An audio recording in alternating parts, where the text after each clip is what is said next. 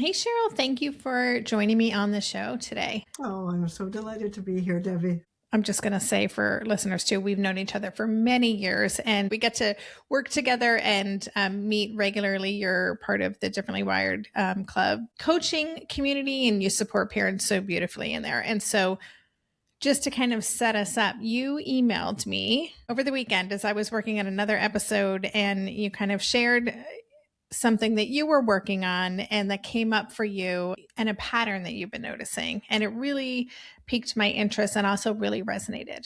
So now I'm kind of being really mysterious, but I'm going to ask you, would you kind of share with the listeners what you shared with me and why you wanted to reach out to me about it in the first place? Yeah, I think it's about fear, which comes out in terms of anxiety. It comes out in other ways, and I'm part of my free webinar on unhooking from anxiety.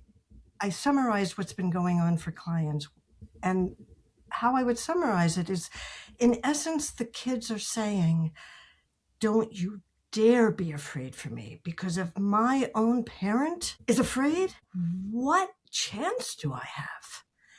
And that pattern across all my clients over the years, 16 years of coaching plus friends and it's just so foundational. And the dilemma is we are innately wired to have fear, to protect our offspring, to make sure they survive.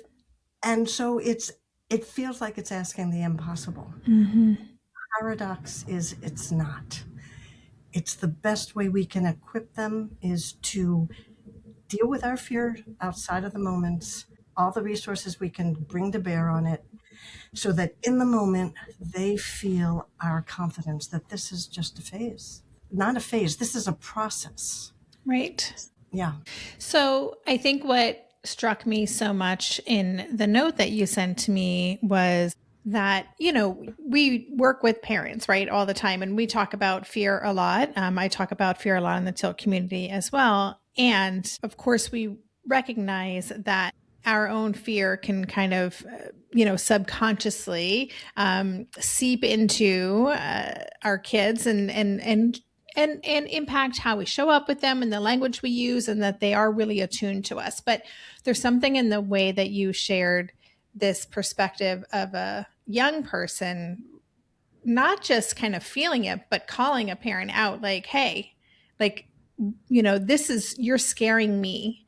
That really kind of shook me, actually. That scaring me, the child being scared by the parent, is such an important moment to catch, because that is the last thing parents want to do.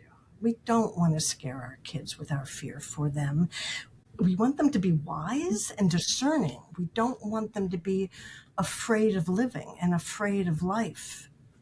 And when we can understand how to meet our anxiety, it's so human, zoom out and put it in perspective and decide, is this real and imminent, here present danger Mm-hmm. that I have to do something really dramatic about right now? Or is this something that I can deal with? They're just having a moment where their nervous system is using their imagination. And a lot of our kids, especially your listeners, our imagination, it's one of those areas of strength that goes into overdrive. Mm-hmm. And we live the imaginational in our bodies as if it's happening. So the what ifs, so we're very creative about all the potential ways things could go south. And we're very good at living it in our body as if that is the reality. Mm-hmm. And right sizing that, a term of Tamar Chansky, right sizing what our imagination has done to us, seeing their current level of skill or lack of skill as constant throughout their lives. So, oh my God, they're never going to be able to do X, Y, and Z and live a Mm-hmm. healthy, wonderful life. Yeah. So bringing it back to using the imagination for, wow, how can I resource myself right now? Yeah. Being creative about that. Like, how can I bridge to actually, I am okay. I also want to acknowledge that a lot of our kids kind of share with us their innermost fears and worries. And, you know, sometimes we are the dumping ground for all the noise in their head. And so, you know, and that has been, and I'm very transparent about this with listeners, that's been my ongoing work, is not jumping into the pool with my kiddo and just kind of being that calm, non-anxious presence while I'm taking all this stuff in. And I'm just wondering, you know, for parents who resonate with that experience and find themselves being really like sparked or, you know, their own nervous system escalating because of what their kid is saying or doing, do you have any strategies? Like, what do you recommend parents do in that moment to kind of really separate out, this is my kid's stuff, and I can be over here and be this kind of steady presence? First of all, it's stuff outside of the moment, but I don't know if people can hear me smiling and kind of laughing to myself. It's like, oh, they're having a great bowel movement. Yeah. Like, because I talk about emotional digestive system. It's like, oh, great. They're getting it out of their system. Mm-hmm. And finding places where we can get it out of our system and really allow ourselves, I mean, because we're human, we're going to feel it as if it's real as well. So part of us is living it, but part of us is learning the skill, the practice of being aware, catching ourselves early. Oh, I'm headed into that survival mode, feared place. I'm going to zoom out. And part of us might still go there. But when part of us sees it as a thing we're going through, it loses its power. It becomes part of the process. And I often think about this book that I have, Metamorphosis, where it's seeing the butterfly. Oh, this is them in the cocoon. This is them disintegrating as part of the process. Don't want to interrupt that. Don't want to stop that. Mm-hmm. So it's that sense of self and sense of confidence that this is a necessary part of process. Yeah. Yeah, I really like that. And I like that reframe. Oh, great. They're getting it out of their system. Like, just saying that feels really supportive. And let's talk about, I want to spend, you know, a little bit of time talking about exactly how parents can kind of, you know, find more peace in this process. But let's talk about for a minute listeners who are genuinely afraid, like because of what's going on with their kids. It's more than just, you know, being vomited on or dumped on with the kids' kind of innermost thoughts, but it's some really serious hard stuff, and we're genuinely afraid for our child's future. Yeah, and what this is going to look like, and if they're going to have a life that feels meaningful to them. Yeah. And I think that part of the process is truly about two things. We cannot survive without others. I mean, we die without others, literally. So knowing that we reach out and find the places where it's okay to be this afraid, the place where we can feel it deeply without, because I remember at some point in my own body, feeling like my body would explode if I let myself actually feel what I was feeling. And it really is important to find the safe harbors where we can feel safely. That, I mean, the club truly is a place, and each one of our meetings that we have, and we create the space for each other and for the all of the parents. It's beautiful because it works that way. So that's number one. The fears are real, and also what's real is the zoomed out perspective. So helping people know that they can say to their kids, I understand how this is scary. And time has proven over and over again, it won't always be this way. And we forget that for ourselves. And they need that. They need us to remember everything is impermanent. Yeah. Yeah. Would you mind, you know, whatever you're comfortable sharing, you know, your own personal, you know, coming to a place where you were able to really know that that's true, that you were able to really step into that zoomed out perspective, and how has that kind of shifted your experience as a parent? It shifted everything. I mean, there's places that my brain's going right now, somatically, my body. When I was able to switch here now, my body, and I'm going to make sure that in the future, I can look back and say, I did what was possible for me. Mm-hmm. So in my body, realizing, and many of our listeners, a highly sensitive person since birth. And being that highly sensitive, I need more intense forms of resources. And to not resist that, I need to tap into forces that are outside of me that I can bring into me. So I know the earth, the magnetic field. I mean, the things that are constant that we can rely on, that are, it's nature. And I'm just a little tiny organism. So when I remember I'm this little nothing in essence, I am just a micron in this universe, that helps me tremendously say, oh, this is just stuff, electricity going on in my brain and chemistry, and I'm going to give it a chance, as I said, with the emotional digestive system to come out of my body and know that I optimize this moment by realizing that. I optimize this by thinking there's positive potential in this second.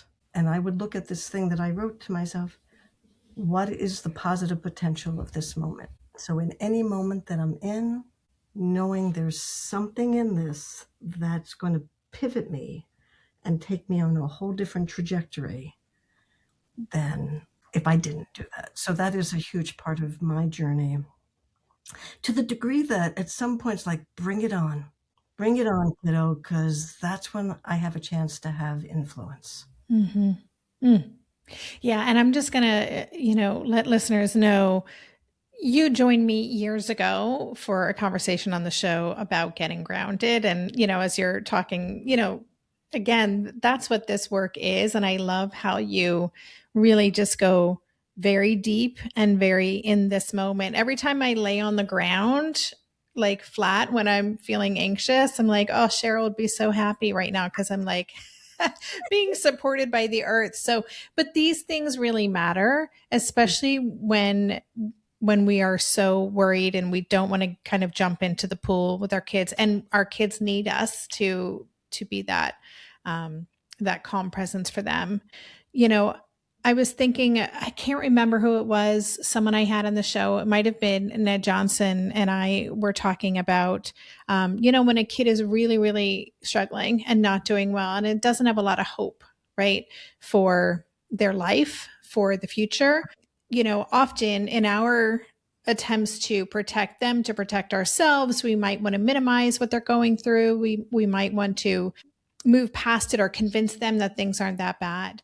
And, there's also a lot of power and strength in validating and empathizing. This is really hard. You're really struggling right now.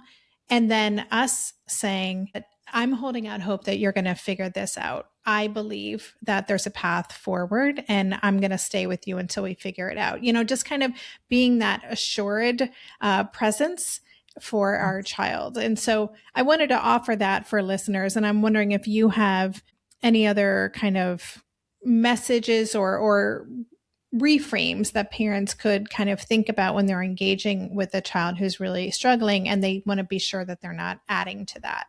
Absolutely. The idea of being there with compassion and empathy and providing them confidence, that we have confidence in them. And the statements of, I can only imagine how hard this is for you. So it's validating. It's not assuming that I get exactly how you feel. So acknowledging their autonomy is huge.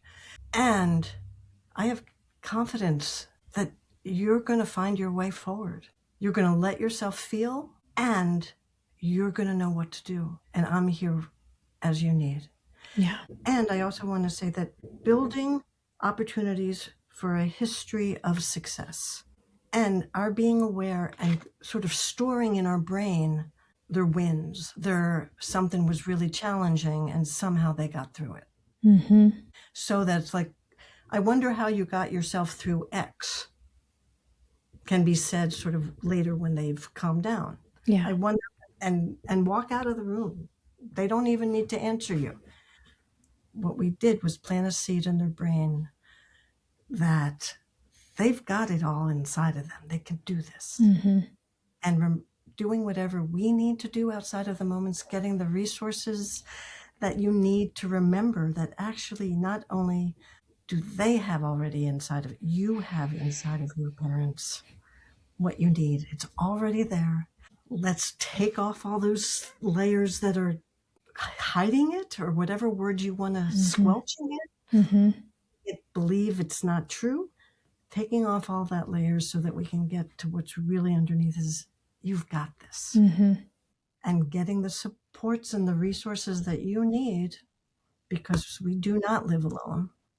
Yeah. And if I can just kind of, I don't know if summarize is the right word, but just to say that this is a process. And I think you and I both, I've got a 21-year-old, you've got kids a little bit older than mine. And so we're kind of in a different phase. And I think what I learned from you and what we talk a lot about is that there's no reaching, an end destination. We're always in the work. We're always learning and growing. We're always showing up and leaning into, how do we navigate this moment? And so, I love the micro moments that you talked about, the reminder about community, which is so important, the common humanity piece, which, we've been talking about self-compassion a lot, that common humanity that we are just all little, sparks of energy in this, vast universe. And, just knowing we're in it and we just keep showing up and we take care of ourselves the best we can. And we just kind of continue doing that. That's what this actually looks like. So first of all, thank you for reaching out to me about this particular topic, because I just love getting to explore this stuff with you. And also, you are such a gift to our community. And I would love if you could just also make sure listeners know where to find you, because you, in addition to supporting the Differently Wired Club, you're also, you work with families. So where can people connect with you? Well, thank you. The easiest thing would be to go to stollerparentcoaching.org, and Stoller is spelt like holler, so it's STOLLER, parentcoaching.org, and you'll find the links to many things, the freebies and the workshops that I'm doing on unhooking from anxiety, and I'm happy to help privately as well. So however you need, and you can also come join us in the Differently Wired community. It's a wonderful, wonderful place. Yeah. And so that's me.